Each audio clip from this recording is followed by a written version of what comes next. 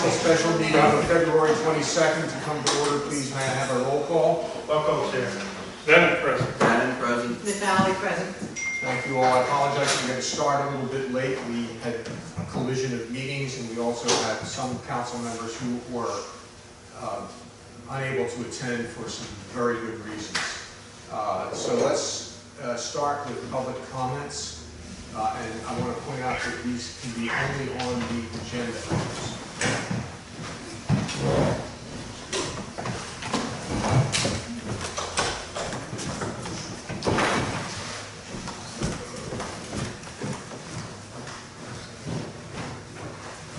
No one has signed up.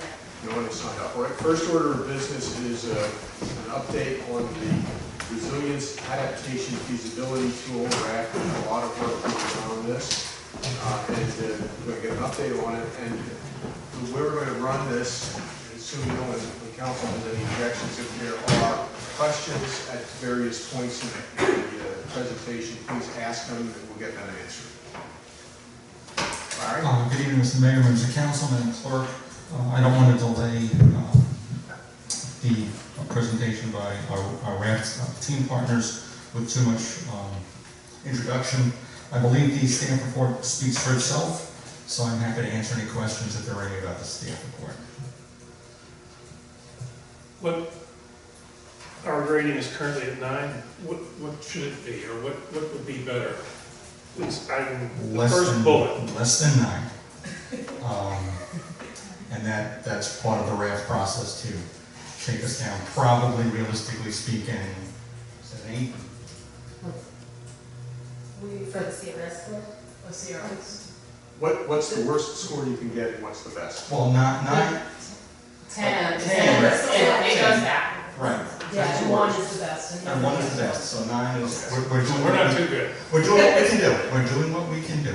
Again, the whole thing by laying on scorecard diagnostic is to show us where we are. 6 is the best in Virginia. Right. 6? Correct. 6. Currently, yeah. May I ask where that is? Just Gloucester County and Fairfax? Blacksburg. Fairfax.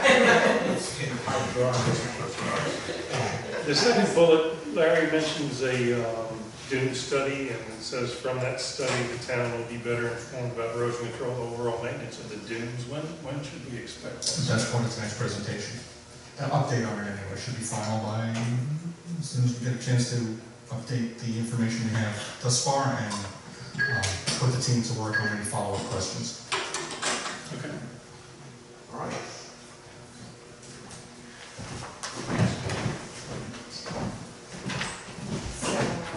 I'm not sure I really need this. I might need this for some notes. But anyway, thank you all so much for making time for this. We're very excited to share with you what we've been doing. And so I'm wondering, do I nod or how? Larry's got the mouse. Larry, you've got the mouse? So could you introduce yourself, play your Yeah, position, thank you. and Thank introduce you, the Mr. folks that are with you for the people?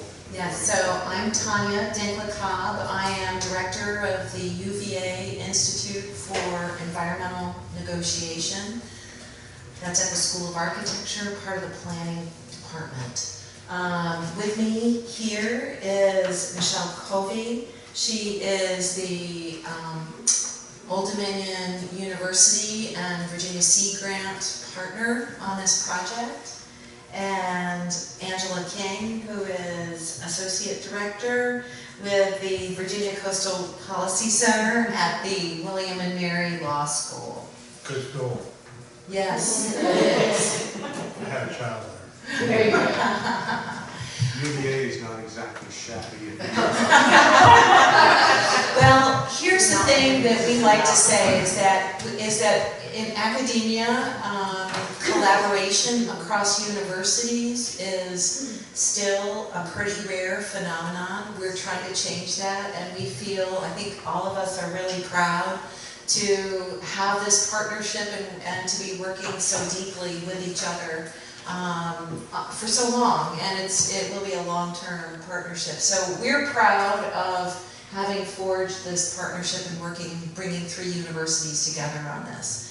So what is this? This thing is called RAFT. I'll describe it in just a minute. I'm gonna give like a total thumbnail sketch of it, because I know we've been here before to talk to you about it. And then we're going to run through the current and future flooding conditions for Cape Charles. And then we're gonna look at what other localities are doing. That's where the study on the dunes is coming in. And we're open for questions at any time. So please, we want this to be a conversation. We don't want to be talking heads here. So talk to us as we go. So what is the RAFT? The RAFT is short for the Resilience Adaptation Feasibility Tool. And so first, one of the questions we always get is, well, what the heck is resilience? And the way we think about resilience is that it's the capacity of a community to respond, withstand, recover from, but even more than that, to also thrive after acute and chronic conditions of adverse situations, which in this situation is water. So the concept behind the RAFT really came about in response to some needs that were expressed to us by representatives of different localities in the coastal zone.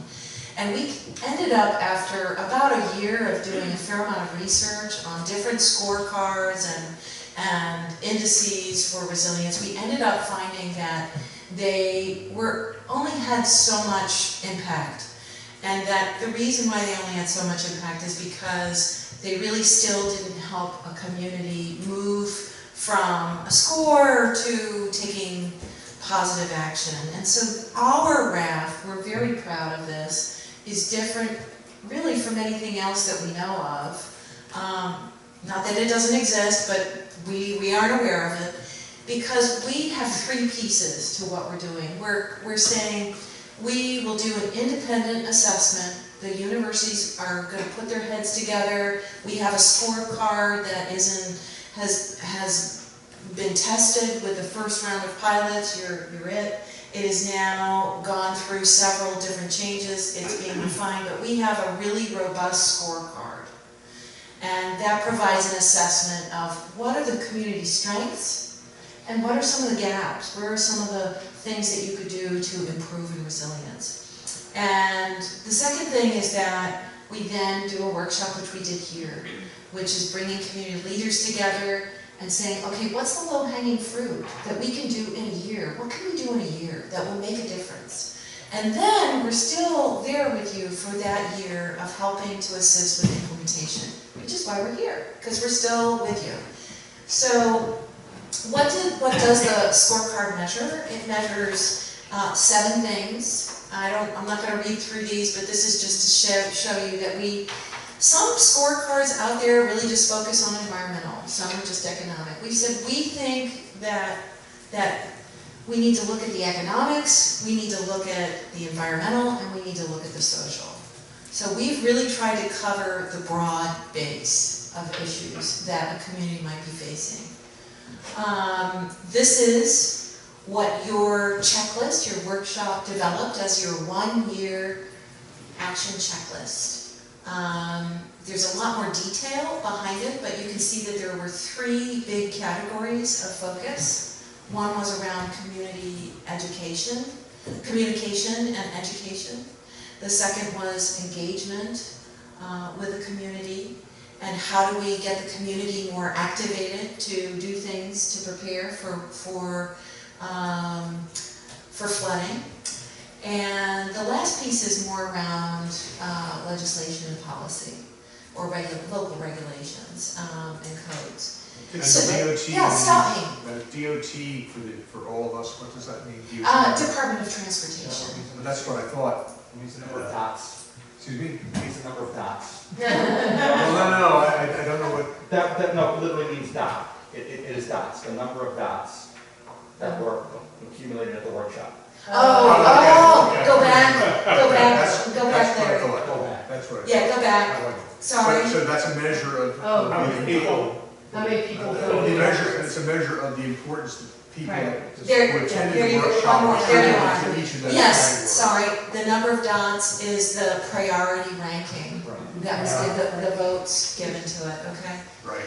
So just a recap, this is in your packet, I believe, but I'll just quickly run through this, and please ask me questions along the way if you have any questions. So, we are, one of the things we're working on is exploring the potential for developing a green infrastructure plan that would also have the goal of developing an open space plan along with this. Now, if the town decides to tackle the CRS,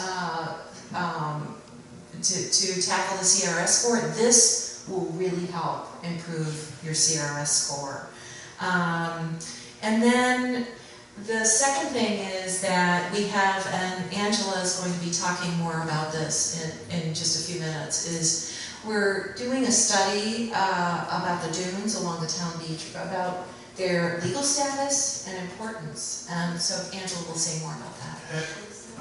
Yeah, Just a sure. question on that. Have you worked with, we have a, what was that for? Dunes and Wetlands Board? Yeah, Dunes and Wetlands Board has done a tremendous amount of study. You guys actually got a chance to work with them? We haven't interviewed any of them directly, but we've looked at some of the information our students have been able to locate online about conversations they had previously with the city of Norfolk about their sand management plan. It's probably a good idea to reach out to them because they did a tremendous amount of work with that, and it might help minimize, work Right. task on that. Yeah. Cool. And then we've been trying to put some photos together that you're going to see shortly, and we can do more. One of the things we want as we move forward with this is to hear if you want something else, like if you'd like to see a particular type of map, let us know and we will try to do that for you.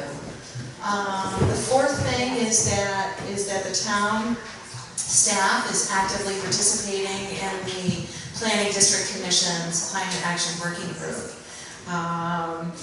And then one of the things that we are in the process of developing is we're looking at what are other localities using to incentivize their local residents and businesses to be more resilient and to plan for the flooding that's going to be happening.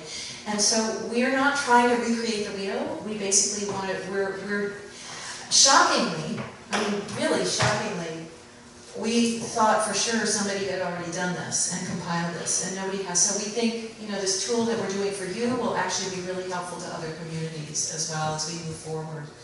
The sixth thing is that we have connected the town with a student at UVA, a graduate student who is studying the potential impacts from rising water and recurrent flooding on tax revenues, on residential and commercial tax revenues. So we're hoping that will be, you all may know or not know, but with graduate students it's hard to know what will come out. But we're hoping that this will be helpful. So number 7, we're pleased, if you look back there, is actually the exhibit that was put together. Michelle worked really hard with the Cape Charles Museum and Welcome Center to put this exhibit together. That was part of the Smithsonian's Main Street program. So, Excuse me, did anybody here go to that exhibit? Yeah, that was very good. Very good. cool. Well, we were very proud to be invited to be a part of that. And then last but not least is part of an outcome of this is that staff has been providing public information, update articles in several editions of the Gazette for the local residents.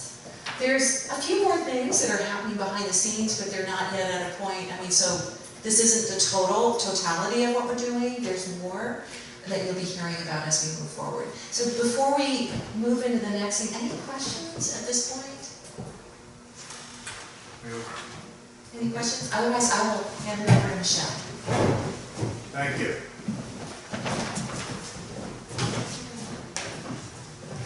Thanks. So, I'm an assistant professor of practice in the Department of Ocean, Earth, and Atmospheric Sciences. And so, even though I don't necessarily do this mapping that I'm going to show you, I work with the folks that do a lot of this work. so, pretty closely. So let's look at first, I brought this back, you might remember from when we came to you before. This is actually the tide gauge at Kickapee, and this is actually showing you what you're experiencing. You know this, the flooding is getting worse in this area, and that's measured. So if you ever encounter folks in your community, and we have, we've done several studies in Hampton Roads, and we've got still about 30% of people that say, it's not flooding anymore. It is flooding more in all of these areas. And the flooding is caused by a lot of different issues, and sea level rise is the primary one that's causing the increase in flooding, because the drainage from the rain is not going away. In addition, there's been a couple of studies that has shown that the recurrence intervals for rain has increased as well. So there's a couple of people in Virginia Beach that have looked at the Norfolk Airport rain gauges and have seen that in fact we are getting more extreme precipitation, and that's measured.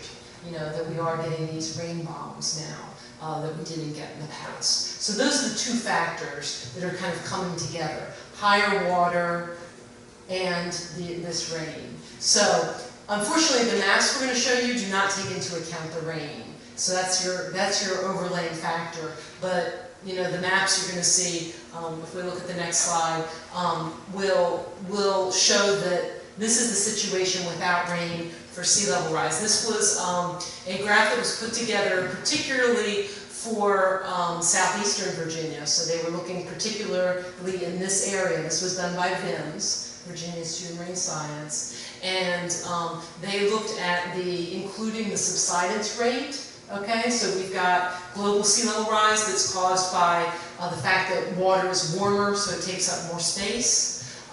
Plus, in this area, we also have the Gulf Stream current, which causes us also to have a higher sea level, because as the Gulf Stream slows, it kind of goes down a little bit out in the ocean, which causes the water to come up a little bit here, since we're so close to the Gulf Stream. So we've got those two factors, and then it's the subsidence, which is about half of the relative sea level rise here. So this region has the highest rate of sea level rise on the East Coast. So it's a particular issue where we are in this location. Excuse me, could you repeat that? On the East Coast, the entire East Coast of the United States? Is that That's right, that's right. So this region, this area, and that's measured by the Sewell's Point tide gauge, but it's not that much different at Kickapee. This region has the highest rate on the East Coast. New Orleans, Texas, those places exceed our rate, but on the East Coast we have the highest rate, okay? And that's because of the ground sinking, because of the subsidence, that we've got a higher rate here, and then the Gulf Stream is the other factor. Okay, so these curves look at different climate change scenarios into the future. So if you're looking into the future, it does depend on how much warming the ocean experiences and how much greater volume we have in the ocean due to the melting of land ice, Antarctic, Greenland, that kind of thing. So there are different scenarios here. Generally, what we do is track sort of the yellow one is the most, that's what we're hitting right now. So you can see these go back to 1992. If you go up to today, you'll see that we track the yellow line right now. But that could change. It could be a little bit lower, it could be a little bit higher. Is a historic line a curve or a straight line?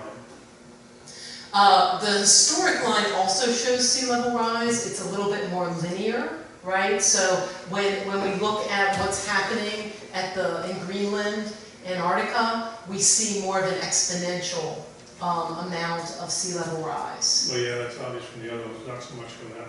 That's right, because that doesn't take that into account. That says we're not experiencing increasing melting the way we actually are. And the yellow line really doesn't look like it tracks after 2000 to me, but that could just be the scale as well. Or you say you're tracking the yellow line, not the historic line. Right, we're a little bit closer, and again, it's hard to see because we're closer to 2020, so we're a little bit, we're higher than the historic now, according to this. In this context, what does it mean to say that it's the historic line, since we're going into the future? Is this what has been projected in the past? Right, so we're looking at what the past rate was, and we're assuming it's not increasing rate, but we are experiencing increasing rate. So if you looked at the last 100 years and said, this is the rate of sea level rise we've experienced in the last 100 years, and that's going to be what we're experiencing, that's the historic rate. Does that make sense? Yes. Okay. But in fact, that's not what we're experiencing. We're experiencing almost every year we have a little bit of an increasing rate of sea level rise.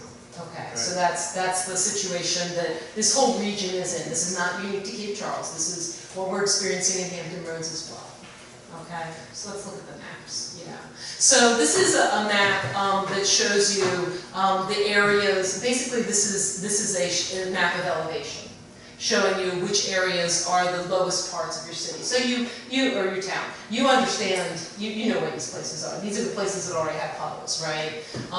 That are already experiencing those low places. So the darkest shaded areas are what we call mean high, higher water. Again, this is the terminology that they use in oceanography. This is the benchmark that they use at the National Oceanic and Atmospheric Administration. So that's why it's showing up on here. So that's the darkest shaded areas. So that's basically the highest water you would expect historically to be. And then you can see that elevation, Plum Street and Madison Avenue, is about at that level. And then you can kind of see that the flooding will be worse in these darkest areas. So this is what you can kind of anticipate based on elevation. Yeah. You got a question? Oh, hey, thank you. I just For comment. wanted to point out that same point, mean high level, is what you're looking at in the bay. Right. The level of the bay, the color of the bay, and the height of the bay is essentially the same height as Big Street. Okay. Does that make sense to you? Okay. And it's a little scary, I'm sure. Fine. Okay, so then we're looking at models, and this is coming from the Nature Conservancy tool called Coastal Resilience. So this is something you can look up yourself, and you can make these maps yourself, actually, online, if that's something you want to do. But this looks at storm surge intensity. So this is looking at a Category 2, a Category 3 hurricane for 2040. Okay, so this is what that situation would be at that point on the curve. And you can see the darkest areas, the I guess lime-colored areas, the sort of green-colored areas, are the areas that have a depth of 6 to 8 feet. And there are some orange areas that are 8 to 10 feet. You can see those around the bay and up on the peninsula. There's just a few of those that would be at that depth during a storm like this. These would be hurricanes that have a direct hit on Cape Charles. That's right. This would be a Category 2, 3 hurricane coming right into. Coming off the bay. Right. Coming off the bay, right at you. Now this is showing areas that by 2065 would be permanently wet. You know, these areas would be actually underwater. So this is with the highest sea level rise projection. So they're taking that high curve, sort of worst case scenario type of point of view. To show those places that would be, and there are a few places there that you'll see a little deeper water, 4 feet. There's a couple of little places. Again, if you look this up on the Coastal Resilience map, you can go into detail and see exactly how that looks. Okay, and then this is putting storm surge intensity on top of that. So you can see how it gets worse. That's what sea level rise is doing. It's going to make your storm, have a bigger impact. And we're seeing this already, right? This is something we're experiencing. It takes a smaller storm now to have a bigger effect, or to have the same effect that a larger storm would have had in the past. So you can see some of the areas. You can keep going. Yeah, so 2100 again. Okay. Yeah, this is just the places that, again, we're looking at 2100. Long time in the future. This is assuming that nothing has been done to mitigate this. These are the places that are permanently inundated, that have water on top of them in 2100. So you can kind of see those places. It ranges from 1/2 foot to 4 to 5 feet in the historic district. So again, this is reflecting that elevation, but showing that, you know, permanently underwater. Now, does this only model the historic district? No, this, I mean, is everything that I'm looking there in the model, so that the northern part of town past that pond right there that's green? those are higher. Okay. Those are higher, right? So yeah, no, the whole area is modeled. So there are opportunities. There are other places that aren't going to be underwater, but so that's something to look at. Like what are the places that are going to be underwater, and what are the places that are not going to be underwater? Okay, we got one more. This is the last one. Well, and then the interactive. Oh, then the interactive. Okay, so this is the 2100. We don't have the storm surge maps here, but again, this shows you those places that are going to be underwater. So I guess let's go ahead and show the interactive. I know we want to make sure. And this is all based on the yellow one, right? Yes. So just, This is following the worst case scenario. Okay. This is worst case scenario. It's not the So let's see this. oh, that's the, probably the worst. No, I think it is the worst case, not the yellow. We're tracking about the yellow, but this that was. So this is the worst So case. we need That to was the go, worst we case. need to go to the Firefox. If you can click on the Fire, I can't, do you see that on? Because you've got it, okay. If you hit escape. Yeah, it's good. Yeah, it's come out. No. No, it doesn't have it. Yeah, Firefox on the very bottom, just click on that. So right. Oh, okay. Can you see that? Oh, no.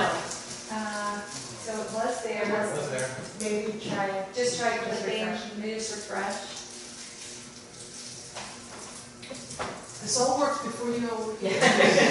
But this is just to show, if you want to go on, this is actually a different website. This is there's two websites that are the best ones to look at, and they use the same data.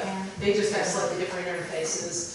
One is the Nature Conservancy's Coastal Resilience, which they've built out for the Eastern Shore. So they've done a lot of work to put special apps in there. There's a lot of tools in there that you can use. But the other site that's a little bit simpler is the NOAA Sea Level Rise Viewer site. And so you can kind of look at And they have all those interactive between historic and you can plug in different. right, you can plug in different levels but the way that they do it in the one that they're trying to show you is you just pick what the height of the water is that you want. So that leads you to decide when that would happen. So you can just look at the chart and say, okay, Well, I think it's going to be 3 feet in 2065, so that's what I'm going to see what that looks like. Where to So go, these are up to you. so we could try this at You home. can try it. Yeah, we'll send you the link for this where you can Yeah, actually send us the play link. with. And let's go on. Yeah, we'll go on. Thank you. Thank you.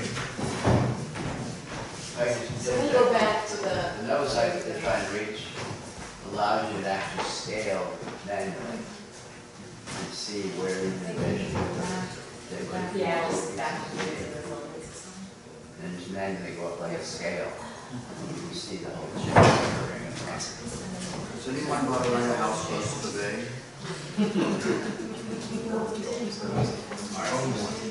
Well, didn't your insurance company just reevaluate Cape Charles and take us out of the Sorry, what, 100-year floodplain? Put us in a 500? it's like 50%. well, my sense is these models are a lot more sophisticated than a 100-year floodplain. Well, I know, but the insurance company just took us out of the 100-year plan and put us in the 500-year. I know. For the town. I know, and for the time being, I find that. It's just, Insurance companies use FEMA, and FEMA doesn't use model. Right. Okay. They use well, I guess that's a good thing for now. So while he gets this pulled up, we're going to switch gears a little bit. Instead of looking at the current and future conditions, we're going to look into some specific case studies that came out of the workshop last summer, just specific topics that we were requested to look into. Again, I'm with the Virginia Coastal Policy Center. It's a partnership with Virginia Sea Grant, the Virginia Institute of Marine Science, and William and Mary Law School. And we're housed at the law school and serve as a clinical program for the law students. So we've had some of our students working on these case studies. They're still fairly preliminary, so what I'm looking for from all of you is just additional feedback and guidance of how we can direct our research going forward. So the first piece we're going to look at is about the dune, and why we're interested in the dunes with respect to the raft. And dunes really serve as the first line of defense. They provide a critical buffer area and absorb the wave energy. In addition to being there when the coastal storm hazards come, they also have everyday benefits of just water quality improvement and providing habitat. And our students specifically have been looking at the dunes on the public beach, which are a deposit site for the federal dredging project.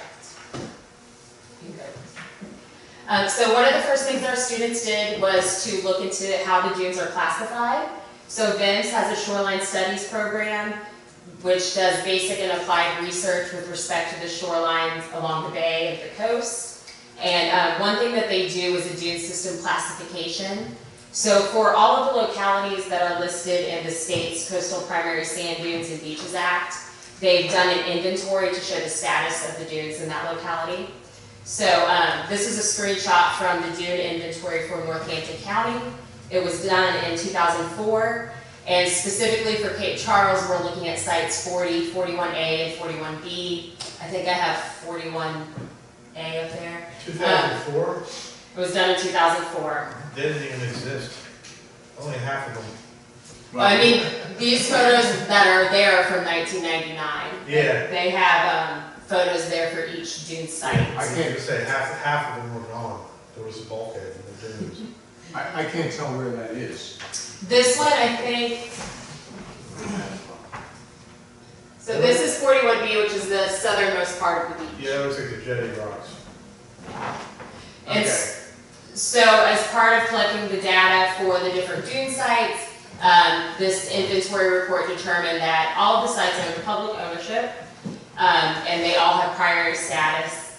Site 41B also has secondary dunes at the location. So have your students considered the fact that we had a significant amount of sand put on the beach and that has formed new dunes as well? I mean, is that going to be taken into account as you go forward? Right, so that's an additional thing that they're looking into, is gathering more detail about the dredge project itself and evaluating the different ways classifications of beach nourishment or beach replenishment or beneficial use may impact these classifications.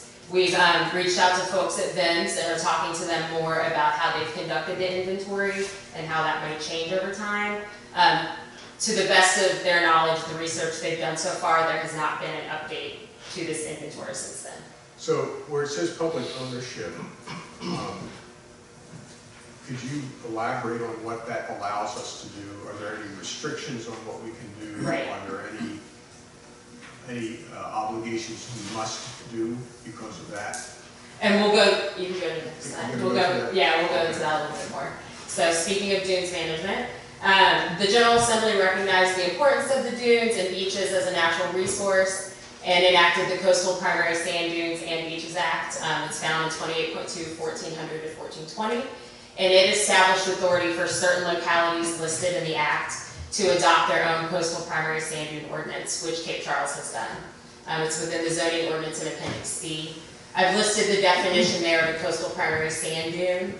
And the idea under the Act and the ordinance are that if you're going to use or alter the dunes, you need to have a permit to do so, unless you meet a certain list of authorized uses and activities.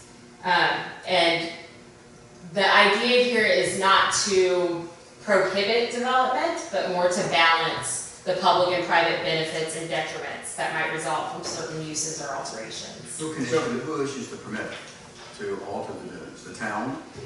Or does... Cape Charles has the Wetlands Board in place. Some localities do not have the Wetlands Board in place or have not elected to adopt the ordinance, and in that case, VMRC. It's set up much the same way the wetlands law works. VMRC is the backstop. So, but per Virginia, the Code of Virginia, our Wetlands Board is authorized to issue permits for certain kinds of things. Right. Correct. That has been our understanding. I just correct. Yeah. And it lays out, what they need to take into account whenever they're hearing a permit application, what factors they should consider. So just mentioning, there's a list of authorized uses and activities, and some examples of these would be planting beach grasses for the purpose of stabilizing the sand dunes, or certain types of government activity on sand dunes that are owned by the government, which could be the public beach. So our students did look into some work that the Wetlands Board had done previously and noted that they had taken a look at Norfolk's Sand Management Plan, which touched on some of the same issues. You can go back to the slide.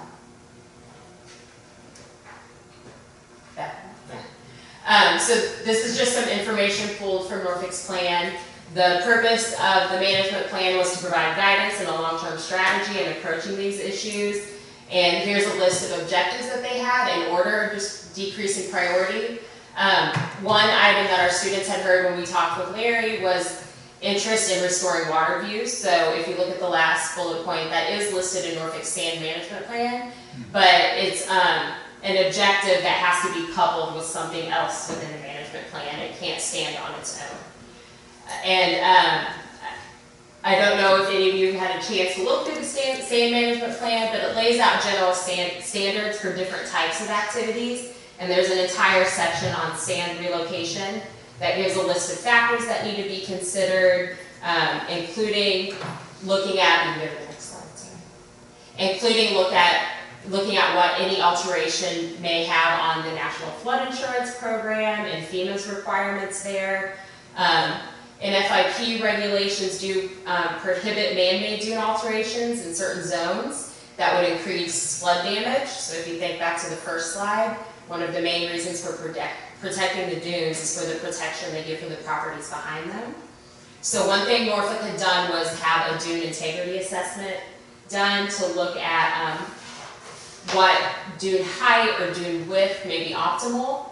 And what they found was very case-by-case specific determinations, and that you would really have to look at the ability of the dunes to protect whatever's behind them based on their location. So it's not something that we can necessarily apply specifically to Cape Charles, but if Cape Charles was interested in pursuing a similar assessment or study, that may be one way to evaluate what the optimal dune heights and widths are. Specifically in the Norfolk Sand Management Plan, it's the Cottage Line area that's dealing with some similar issues. So we have reached out to staff in Norfolk to ask them additional questions about how the project's being implemented. And the general feedback that we've gotten is that it's still very preliminary, it's a pilot project, so there's still a lot of unknowns. And one way in which it is different than the Cape Charles situation is that Cottage Line involves both privately owned and publicly owned dunes. So when they're privately owned, there aren't as many exemptions involved, and the need for a permit really becomes primary. Before I go on to the historic districts, I can take any questions about the dunes management or any specific guidance on items you'd like our students to look into. Well, it's already brought up that it would be a good idea to talk directly to the Dunes and Wetlands Board and see where they're coming from. Because they went through very similar exercises. Yes. And Very, very similar. It's a shame they're not here tonight, really. well, but yeah, I think that would be the one thing I'd like to see. Is anybody else got anything else to see? Would there be any other people you'd recommend they reach out to an interview other than the Wetlands Board? I can't think of anyone off the top of my head. There may well be others. Okay, and they are continuing to look to see any other local beach management or sand management plans that may be in place. We did find Virginia Beach had a beach management plan and may be dealing with some similar issues at Bay Lake Beach, but it was not as fleshed out as how they were going to approach those issues. And again, they were dealing with private and public ownership there. Yeah, we kind of implemented our strategy this past fall, right? Yeah. Right. Our dunes have grown, there was a tremendous growth this past winter. Mm-hmm. Yeah, we've heard that dune height is one of the main concerns that they I want have us to one look little into. lady who's a battle axe, she would love to talk to you about cutting the dunes down. So you can see the water. Is there any reason why you didn't study the entire town of Cape Charles, Kings Creek to Plantation Creek? The main reason that we focused on the public beach area is because it was brought to our attention because of the dredging project, and since that was the deposit site, that's where we focused our research. But if you wanted a wider focus for our students, we could have them start looking into other areas also. Because the other sites are listed in the dune inventory. We could pull up that information. I think that would be beneficial to get Yeah, the entire impact of the town. Okay, we Just, can do that. just think of when Hurricane Sandy went by us, I believe in God again after that, because the town got nothing. But you went up the creeks now, the creeks got like. Go back pretty hard, it almost reached the north end of the bay. I had no look at all, and I was like, God. The only time there's been bad flooding here, is living there, when did the town almost completely? See the pictures from Hurricane Ernesto? No, it was just tropical, it wasn't a hurricane. It was a tropical storm.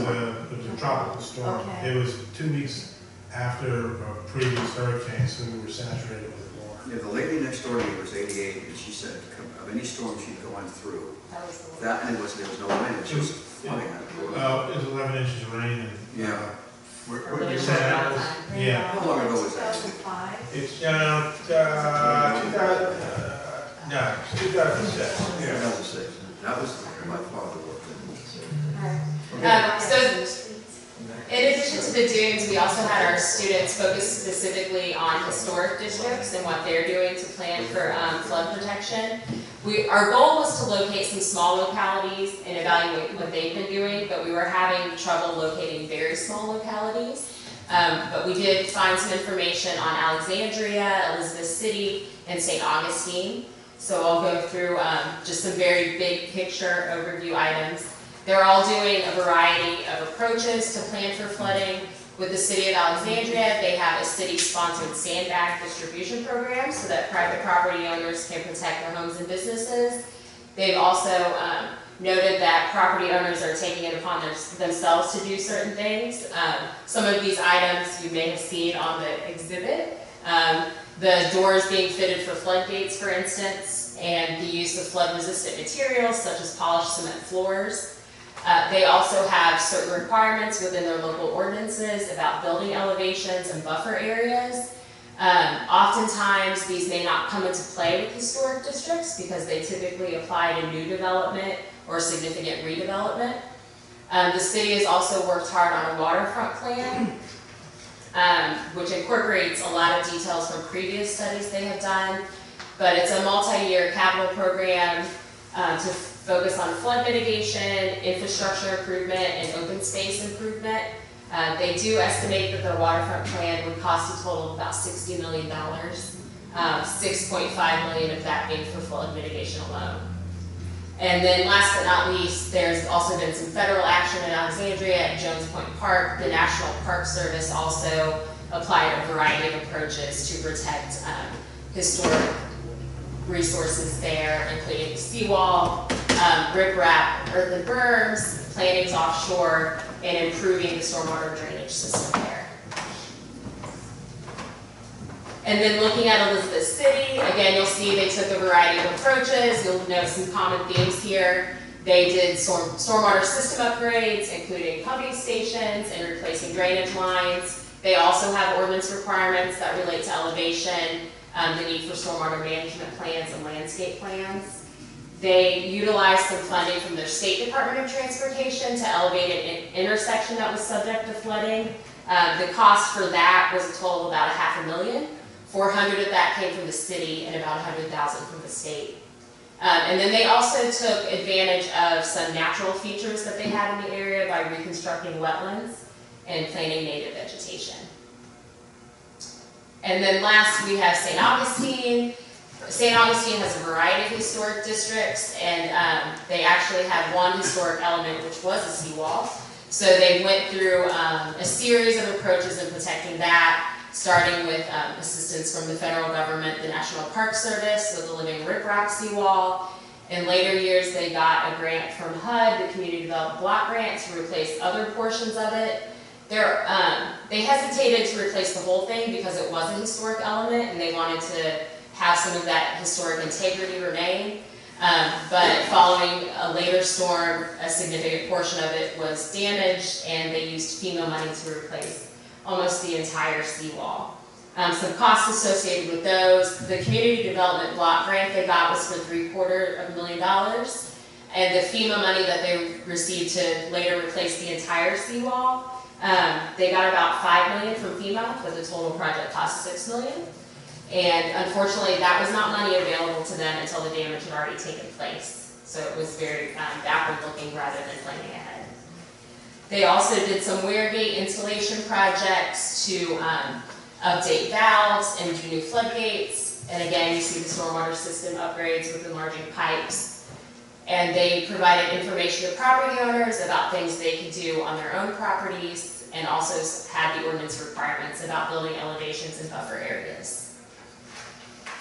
So some things that our students noticed as they were going through these different case studies was whether or not you're taking into account current conditions and projected conditions. The case studies that took into account projected conditions generally fared better and lasted longer. It was also important to consider the specifics of your community, whether or not you had natural features close by, like the dune system, that could be enhanced to provide additional flood protection, and how dense the development already was within the historic district, related to how important those ordinance requirements about building elevation and buffer areas were. It was also important to have various stakeholders involved throughout the entire process, not just the planning, but also the implementation.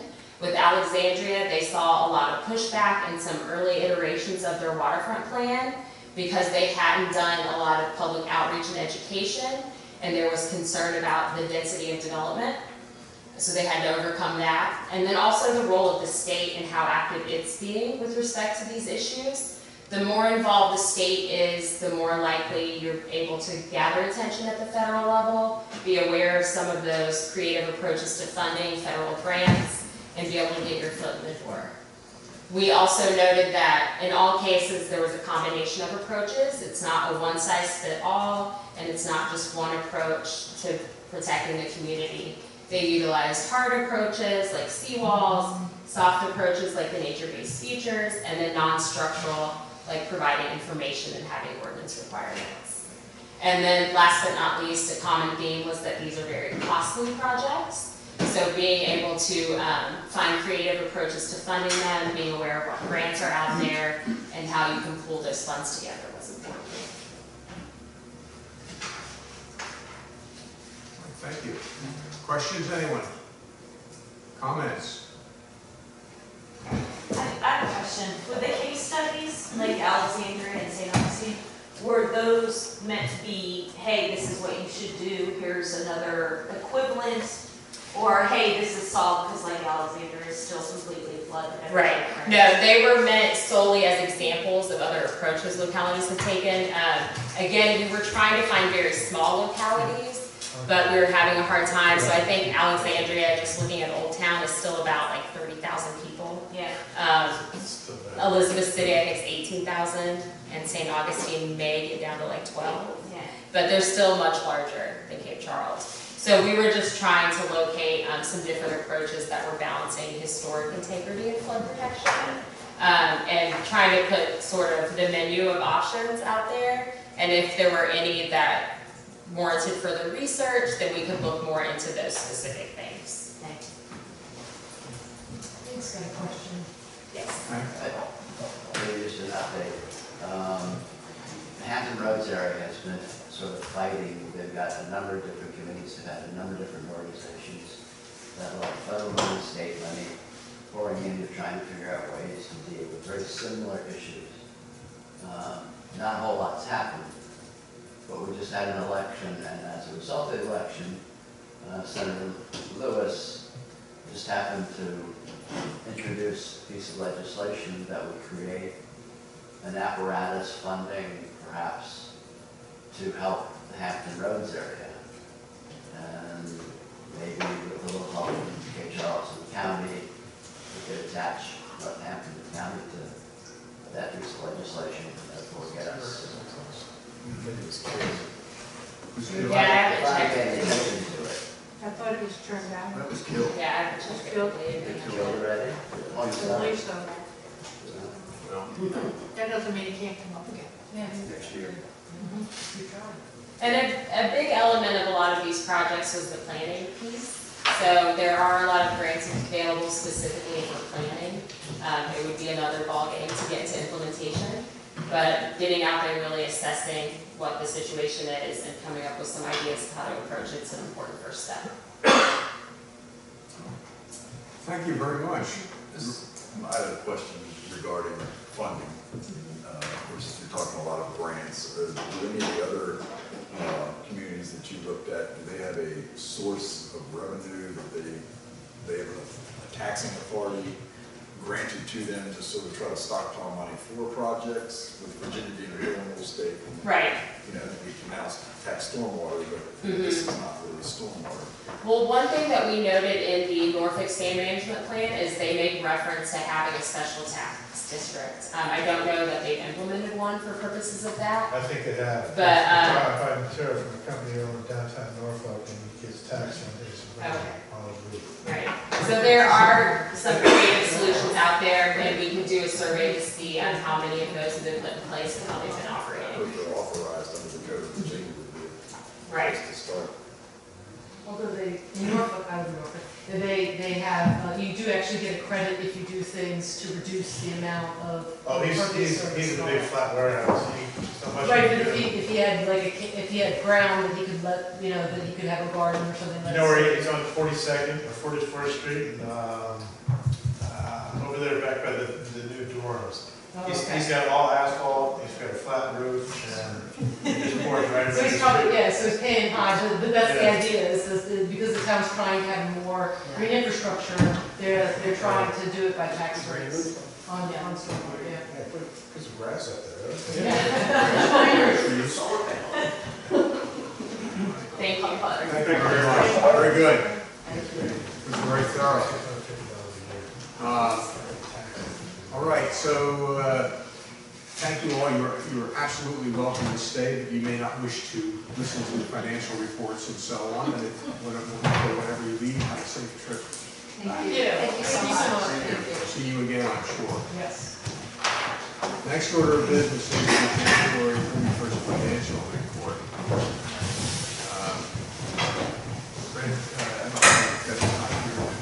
Can you take any questions? Any questions on this report?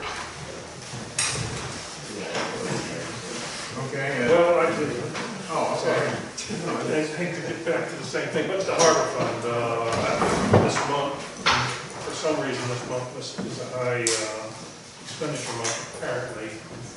So they're $110,000 in the hole for the month, which is better than they were last year.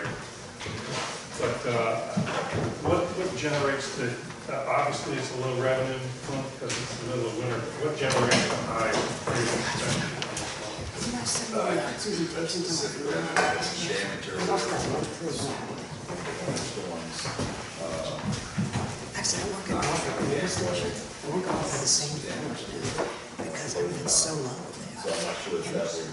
And the last 5 years, the flooding, I'm just like, normal rains now, it's like totally A lot washing of times over. expenses are spread over the course of the calendar. Critically looking at it, yeah, it makes it, Revenue always match the it's not that it's expenses. going, and that may happen. But without having specifics, And it's a huge station for them. Address It's been that there forever, so they're like, what are we And gonna do? on They the have no idea. next page, we've got a improvement plan. Under water and sewer, they're putting the water and sewer line extensions on Stone Road. I'm not sure I understand what's going on. It was $8,000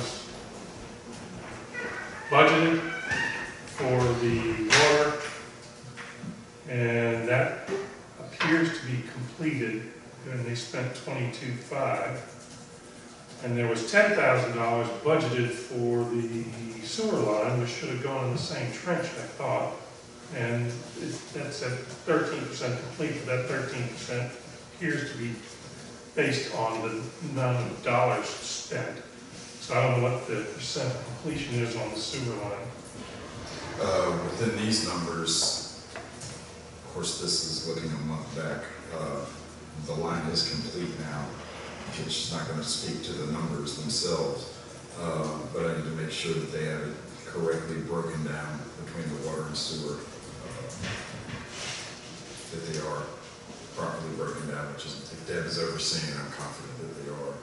That's the extension we need. Yes, sir.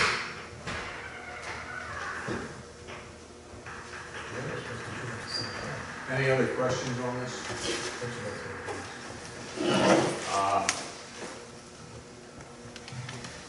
Normally, those are some good questions, Steve.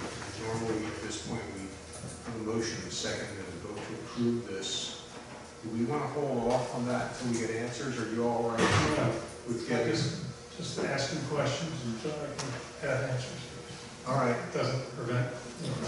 All right, no, but I mean, you're correct, about 39,000. Hey, Steve, if I may say one thing, maybe when Dave was originally pricing that, he was only pricing to run a 2-inch line out there. And I got in the conversation regarding fire hydrants and the need for a minimum of a 6-inch line out there. So that may be where that difference in number comes from. I'm not speaking for Dave, I don't know. I would think that, and I'm not saying that that wouldn't increase costs, obviously it would. The piping is, I think, the minor part of the cost, and the excavation would be the bigger piece of the cost. Yeah. That's why I'm asking the question. But yeah, obviously, increased material cost will add to it. So can you get that sent to all of us? Yeah. So may I have a motion to approve the financial report? So, second. All in favor? Aye. Financial report is approved. Next item of business is the community support funding budget. Mr. Mayor, Town Council, this was discussed at a previous work session, which you had before you tonight is a staff report, which includes more fixed numbers.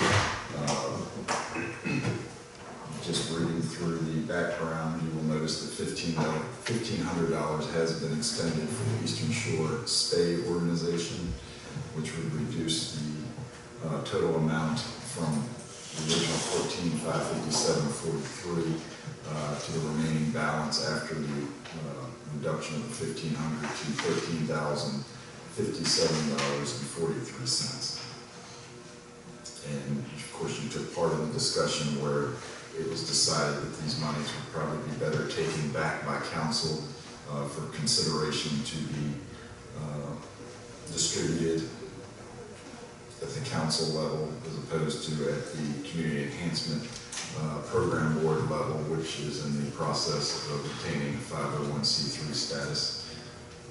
Recommendation comes from staff requesting council to review and if deemed appropriate, authorized to complete the budget transfer as requested, which will be the two sheets following the staff report, more specifically the second of which, those two sheets, will show you the specific budget line items. I make a motion we transfer the $13,057.43 back out of the community enhancement board. For a second? Second. Is there any discussion on this? All in favor? Aye. Any opposed?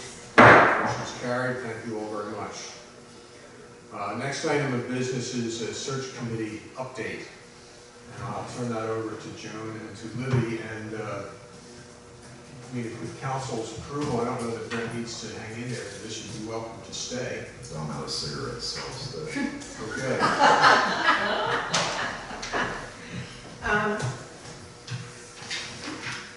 Our task when we last met was to put together and update the job description, job ad, and also part of the package was to describe the town of Cape Charles.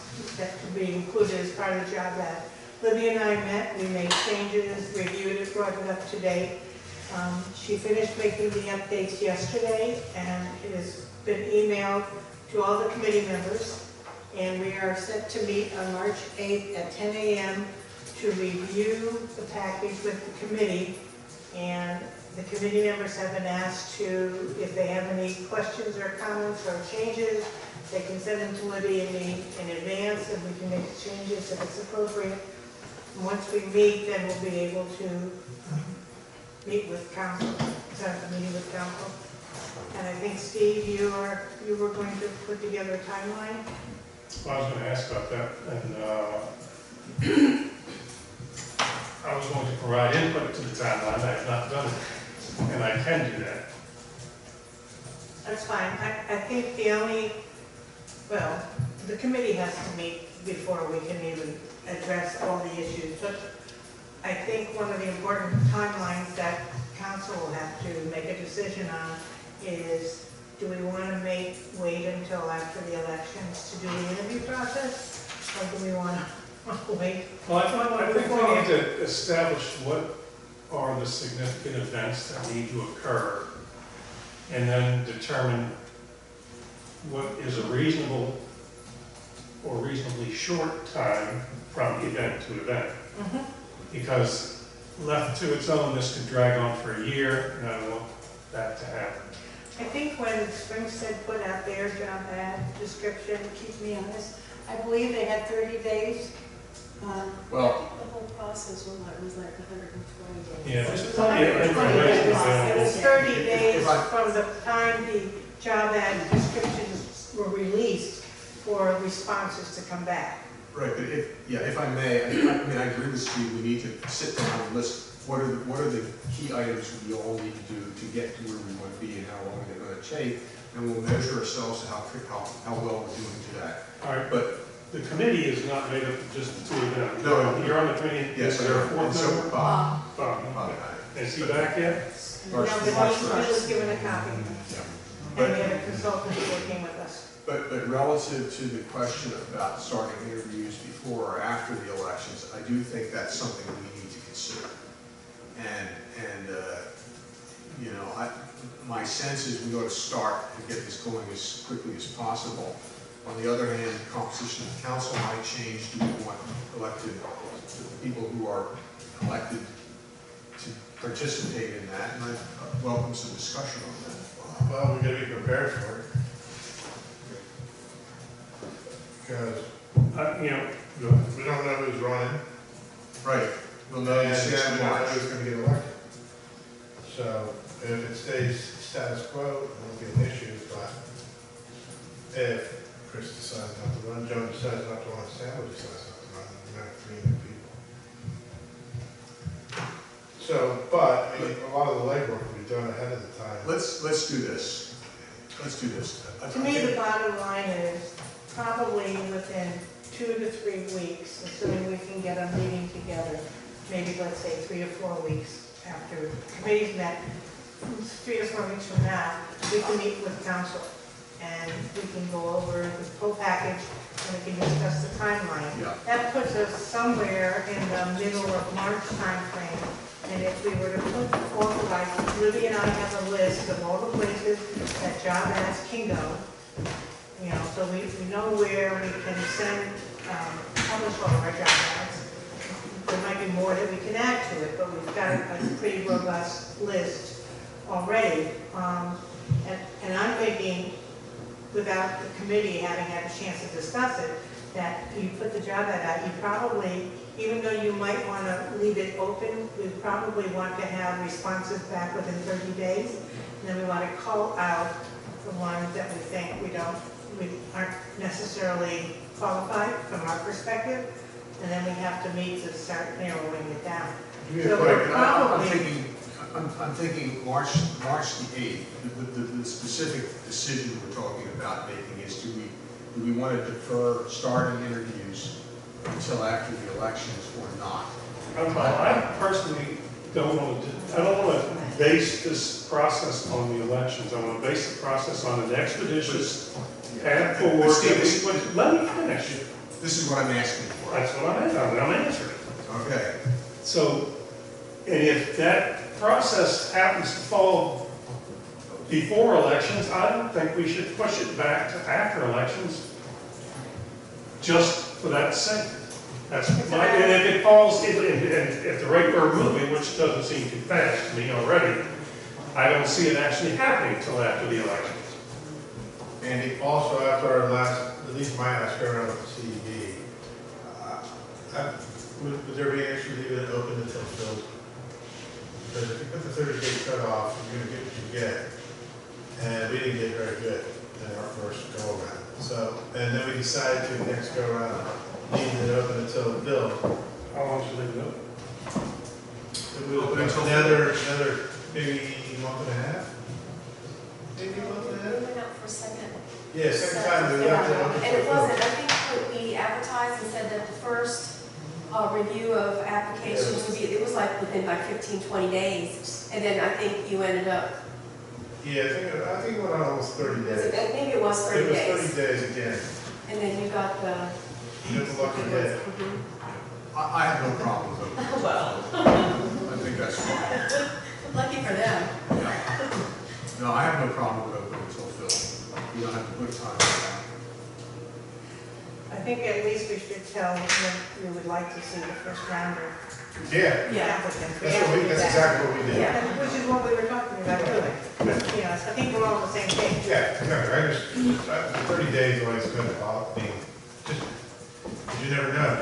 You do the first round and it's a bunch of, no, this is not, no. But they could do it. Yeah. You said it's gonna be easy. Yeah. Well, Chris? Quote you, it's gonna be easy. we will. Chris, do you have any? Give the opportunity. It's fast, like Steve is fast. Yeah, I think, yeah, we should go forward. But, you know, it happens when it happens. Okay? I think we're working as quickly as we can.